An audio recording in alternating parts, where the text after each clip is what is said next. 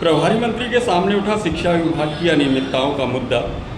प्रदेश के स्कूल शिक्षा विभाग, परिवहन एवं कटनी जिले के प्रभारी मंत्री उदय प्रताप सिंह के कटनी प्रवास के दौरान शिक्षा विभाग से जुड़ी अनियमितताओं का मुद्दा जोर शोर से उठा, जिसको लेकर प्रभारी मंत्री ने कहा कि आज जिला स्तरीय विभागों के अधिकारियों की बैठक आयोजित की गई थी, जिसमें विभिन्न मुद्दों को लेकर समीक्षा की गई है।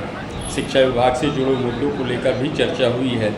पत्रकारों से बातचीत के दौरान प्रभारी मंत्री ने कहा कि अतिथि शिक्षकों की समस्याओं का जल्द से जल्द समाधान कर दिया जाएगा। उन्होंने कहा कि हमारा प्रयास होगा कि शिक्षा विभाग की भर्तियों में अतिथि शिक्षकों को 25% स्थान दिया जाए। वहीं जिले के कई मुद्दों पर भी पत्रकारों ने चर्चा की। को लेकर चर्चा की रही है। ये हमारे पूरे कटनी जिले की सभी विभागों को यहाँ पर बैठक में बुलाया गया था। किसका हाथ है ये? किसका हाथ है? 3 विधायक हमारे नीचे करो। चौथे विधायक संजय पाठक जी पिताजी को आयोजन नगर निगम के चेयरमैन थी और हमारी नीचे का आईडी बहुत नीचे सारे विभाग के बुला के हम लोगों ने अलग अलग विभाग वाइज समीक्षा की है और वर्तमान स्थिति क्या है, पिछले साल हालात क्या थे, भविष्य में हमारी क्या योजना, इस तरह के विभाग वाइज समीक्षा करके निकाला है। सड़कों की क्या स्थिति है, हमारी भविष्य की क्या कार्य योजना होगी, हेल्थ में जैसे आगे काम करने की आवश्यकता है, बिजली में समस्याएं किन सेक्टर्स में आती हैं, एमएलएस के सुझाव और उनकी जो कहना चाहिए कार्य योजना है, उन सब पर यहाँ बहुत विस्तार से चर्चा की। सर, नहर को लेकर जिस तरह से कांग्रेस नेता ने जनहित याचिका लिखाई, उसमें उनका कहना है कि करोड़ों का घोटाला हुआ है, करीबन 90 करोड़ एक्स्ट्रा भुगतान किया गया और करीबन 13 साल किया गया, तो उसको लेकर किस तरह से? मुझे लगता है कि जैसा आप कह रहे हो कि जनहित याचिका उन्होंने लगाई है तो माननीय न्यायालय उस चीज़ को तय करेगी कि भ्रष्टाचार हुआ है कि नहीं। हमारा विषय खत्म हो जाता है। कटनी में नगर निगम जो सुधार न्यास कॉलोनी की जमीन का भी प्रक्रिया हो चुका है, उस पर भी क्या कार्रवाई होगी? वो विषय ध्यान में आया है। उस पर कोई भी अगर विसंगति किसी किस्म की होती है तो कानून तो अपना काम करता है। स्वाभाविक रूप से अगर विसंगति हुई है तो उसका निराकरण। जिस तरह से अतिथि शिक्षकों का जो मैटर चल रहा है, अधिकतर आपका भी बयान कई बार सामने आया है और कई लोग यहाँ पे लगे हुए कि उनको परमानेंट और ऐसे कई मांगे लेकर अड़े हुए हैं, तो उस बारे में अभी तक क्या?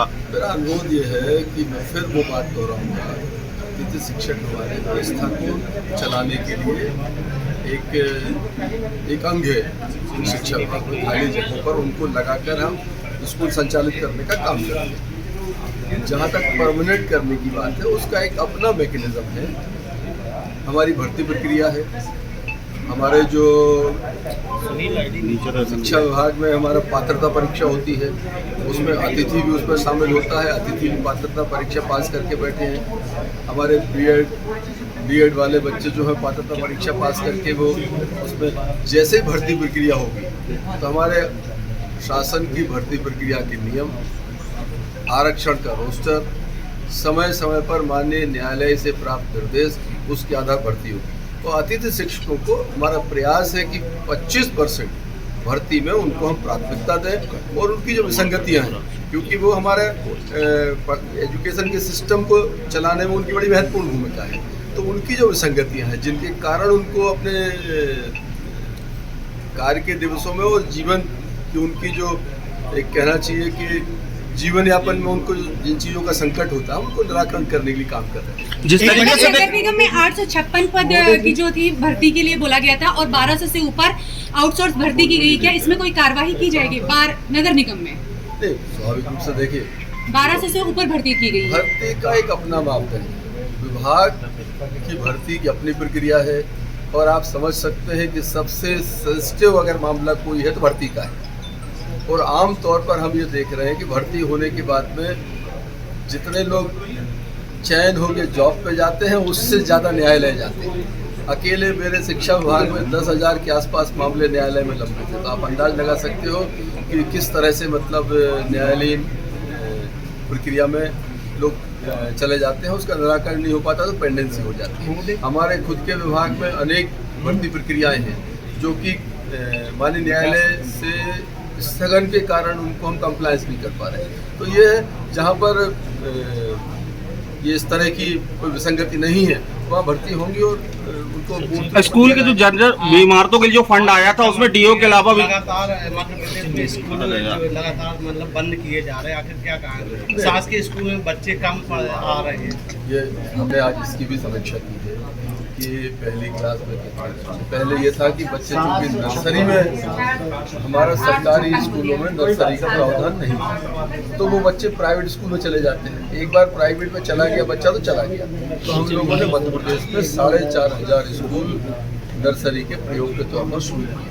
हमने उसका स्टेटस दी 40-42 स्कूल उसमें हमारे कटनी जिले के लिए जहाँ नर्सरी शुरू कराई है। तो हम लगातार मॉनिटर कर रहे हैं। मैंने कलेक्टर महोदय को कहा है कि अभी 8-10 दिन है, 30 सितंबर तक एडमिशन हमारे होगा। हम एक पूरा ड्राइव चलाएं, इसको मतलब इसमें सभी को शामिल करें, गांव का सचिव है, जीआरएस है, शिक्षक हैं, कि जो बच्चे 6 साल की उम्र पूरी कर रहे हैं 30 सितंबर तक, उनको हर हाल हम स्कूल में लाने का काम करें, वो हम काम करें। स्कूल की इमारतों के लिए जिस तरीके से बड़ी संख्या में मजदूर पलायन कर रहे हैं। पीटीआई के निर्देशों का पालन नहीं किया जा रहा है, बड़ी आचार्य जी के द्वारा।